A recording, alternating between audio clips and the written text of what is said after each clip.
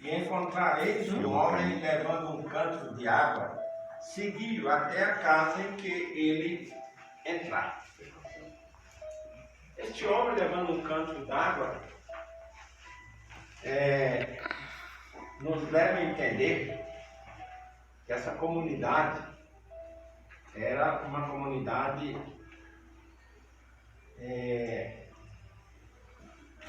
que não tinha participação de mulher. Era a comunidade dos essênios. E levando um cântaro d'água na cabeça significa a mesma coisa de um homem pegar uma trouxa de roupa na cabeça, né? Um pote d'água, que é serviço para a mulher. Mas isso indica que nesse caso eles usavam o chamado celibato. Então Yeshua disse: o homem que leva um cântaro d'água na cabeça, então seguiu até a casa em que ele entrar. E direis: o mestre te diz: onde está o aposento em que hei de comer o pêssego com os meus discípulos? Então ele vos mostrará um grande cenáculo mobiliado, ali fazei os preparativos. E indo eles acharam como lhes havia sido dito, e prepararam a Páscoa. Mais posteriormente nós vamos estar, não agora, mas posteriormente nós vamos estar dando um estudo aqui, talvez na próxima oportunidade, que nos chama a atenção aqui nas palavras de Yeshua, na Brit Hadashah. E indo eles acharam como lhes havia dito, e prepararam a Páscoa. Então, essa Páscoa foi preparada exatamente de conformidade com a Torá. Não podia ser uma Páscoa ao contrário da Torá. João capítulo 2, verso 13.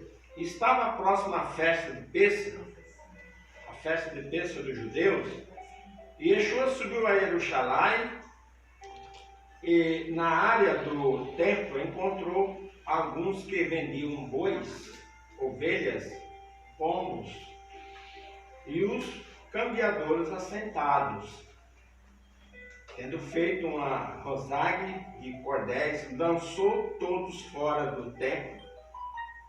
Veja só que situação estava este povo na época de Yeshua, sem temor, sem reverência à casa do Eterno.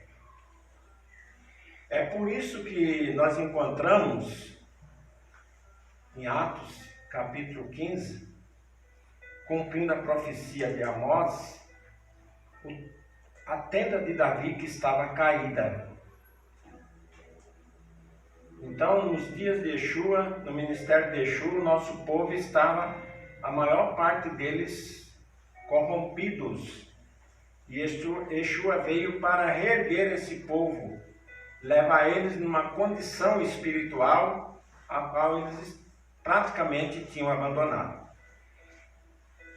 E tendo feito uma rosague de cordéis, lançou, e disse: vocês estão fazendo da casa do meu pai covis de... Quem se lembra? Demônios. Covis de ladrões. João capítulo 7, verso 2. Já estava próxima a festa de Sucote em Yehudá, e Yeshua evitando intencionalmente ir à região de Yehudá, porque os habitantes dali queriam matá-lo. Então veja, em João 7, verso 2, ali menciona a festa de Sucote. E em Atos menciona essa festa que nós estamos festejando agora, que é a festa de Pentecostes, que a Torá dá o nome de Shavuot. Então a Torá, ela é o sangue vital do povo judeu, do nosso povo. Nossos inimigos sempre souberam que quando nós, judeus, pararmos de estudar a Torá, a nossa assimilação é inevitável. Sem conhecimento não há compromisso. Alguém pode amar o que não conhece? Claro que não. Uma pessoa não pode fazer ou entender o que nunca aprendeu. Um judeu é ordenado a estudar a Torá dia e noite e ensinar os seus filhos. Se quisermos que a nossa família permaneça judaizada e que nossos filhos se casem dentro da comunidade, então devemos interagir um programa de estudo da Torá em nossas vidas, na vida dos nossos filhos. Implementar esses ensinamentos em nosso lar e em nós mesmos. Uma pessoa pode dizer a seus filhos qualquer coisa, mas somente quando eles veem seus pais estudando e fazendo as mitzvot. Dessa maneira, herdarão o amor em serem judeus. Lembre-se uma coisa: um pai somente deve a seu filho ou seus filhos 3 coisas.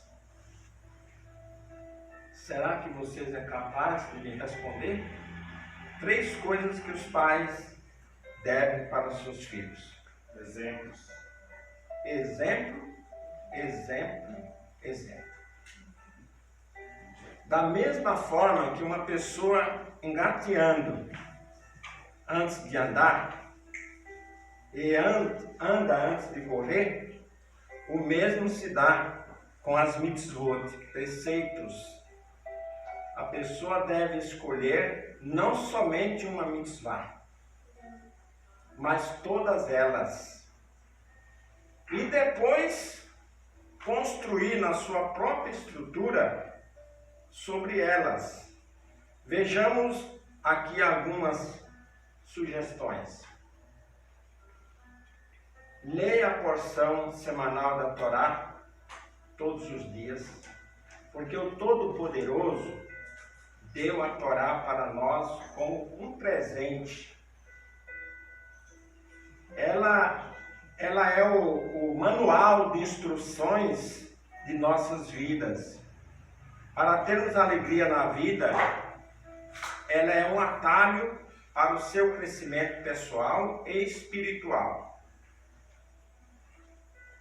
Nós temos aqui algumas instruções pela nossa tradição. Comparecer sempre às santas convocações, não esquecendo que o Shabat é a primeira convocação. O 7º dia da semana é o primeiro dia de festa.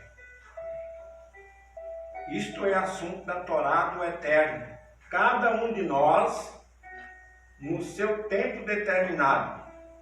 Êxodo capítulo 12, 14 a 16. Esse dia será por memorial. Celebrá-lo-eis por festa ao Senhor. Na vossas gerações, celebrá-lo-eis por estatuto perpétuo. E ao primeiro dia haverá santa convocação. Primeiro dia. Hoje é o primeiro dia? Ou não? Hoje é o primeiro dia, santa convocação. E amanhã? O que é amanhã? Ainda é o dia de hoje. Amanhã tem o mesmo valor que tem hoje. Ao primeiro dia tereis santa convocação, também ao 7º dia tereis santa convocação. Nenhuma obra servil fará, senão o que cada alma houver de comer. Somente isso apontareis para vós. Verso 24. Portanto, guardareis isto por estatuto para vós, para vossos filhos, para sempre. Para vós, para vossos filhos, para sempre. Eu quero dizer uma coisa a vocês. Eu falei lá na matéria e vou falar aqui.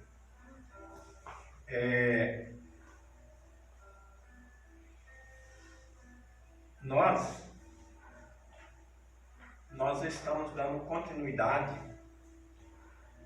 àquilo que nossos antepassados nos ensinaram. E eu dizia o seguinte: daqui para frente, eu não sei quando eu não existir mais, o Davi não existir mais, talvez o Levi não existir mais. Eu não garanto nada se a minha família, os meus descendentes, se Yeshua demorar aí 40, 50, 100 anos para retornar, se os nossos descendentes vão dar continuidade. Não garanto. Mas para isso eu vou orar. Para isso nós oramos. Que os nossos descendentes dêem continuidade. Isso que nós estamos falando hoje. Essa prática que nós colocamos em nossas vidas. Em Levítico, capítulo 23, versículo 1, versículo 2, verso 4, verso 9, verso 10, verso 11. Resumidamente, falou o Eterno a Moshe, dizendo: fala aos Benei Israel, fala aos filhos de Israel, e diz-lhes: as solenidades do Eterno que vós proclamareis como santas convocações, estas serão minhas solenidades fixas. Que a vote ética dos pais é uma dose concentrada de sabedoria sobre a vida de um judeu que serve ao Eterno. O Talmud diz: todos os inícios são difíceis. Em Shavuot existe o costume de passarmos a noite inteira acordados estudando a Torá.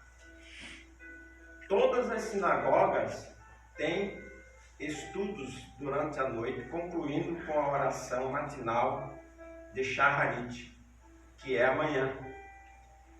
A nossa tradição ensina algumas instruções para membros isolados. Não só para os membros isolados, mas todos procurem uma sinagoga com programação para Shavuot e desfrute desta alegria especial. Assegure-se de ter ao menos um mezuzá na porta da entrada de sua casa. Um lar judeu deve ter mezuzá nas portas de todos os recintos, exceto banheiros. Aí, a sequência. Aprenda sobre o profundo significado da mezuzá e reflita sobre ele quando olhar para cada mezuzá. Lembre-se do sangue nos umbrais da porta de cada israelita.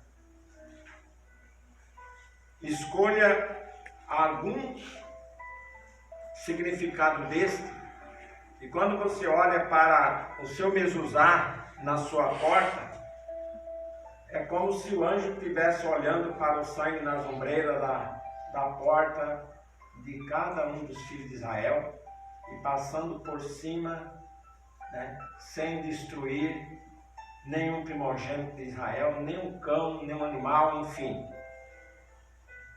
Então hoje, na nossa tradição, o mezuzá na porta da nossa casa, na sinagoga, é uma lembrança de um efeito muito maravilhoso, que ocorreu na vida do nosso antepassado.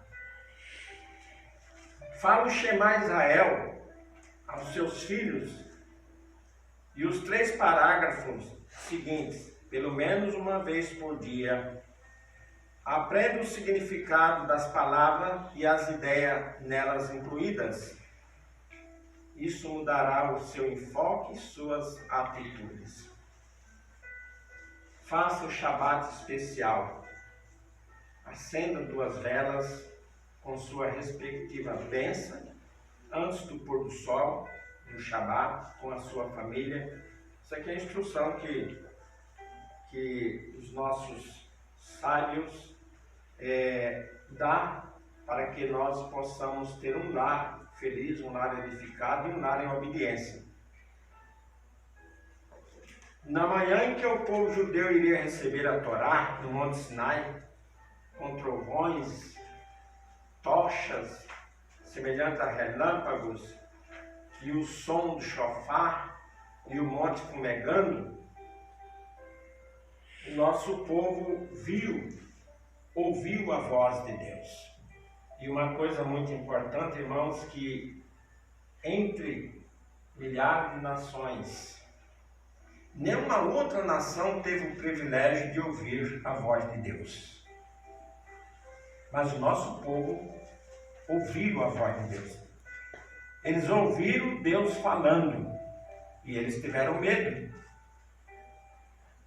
Então eles pediram para Moisés: Moisés, fala tu com Deus e tu fale conosco e não Deus, para que não morramos. E Moisés disse para eles: não, Deus não vai matar ninguém, isso aí é para que vocês se santifiquem. Então, na manhã que o povo iria receber a Torá, no Monte Sinai, com trovões, relâmpagos e o som do shofar, o monte fumegando, podemos compartilhar com os nossos amigos, nossos irmãos, nossos filhos, Shavuot, e desfrutar dessa grande alegria especial, não somente Shavuot, mas de todas as festas que a Torá nos convida, por ditame do Eterno, para que nós façamos presente. E como eu disse, eu repito, existe algum verso na Bíblia dizendo assim: não deixe de acessar a internet, não deixe de acessar o Google, não deixe de acessar o YouTube, como é costume de alguns. Vocês já acharam esse verso? Não. Não tem? Mas está escrito assim: não deixe de congregar, como é costume de alguns. Vocês já acharam esse verso? Não deixe de congregar, como é costume de alguns. Por quê? Porque se você não congregar, você não aprende. E além de não aprender, você vai fraquejando na fé. Entendeu? Seus filhos não vão ter aquela vontade de estar congregando. Porque é o que eu disse a princípio. Qual é o exemplo dos pais?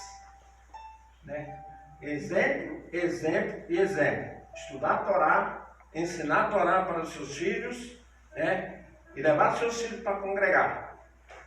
Foi assim que eu fiz com os meus e é assim que eu aconselho a vocês. Se você quer ver o futuro bem dos seus filhos, não pare de congregar com eles. Leve eles para congregar, para aprender do Eterno nosso Deus. Porque diz o apóstolo que dias maus virão. Aliás, que nós já estamos nesses dias maus, né? Porque só vê a notícia de 500, 600 mil pessoas que estão morrendo do coronavírus. Não é isso?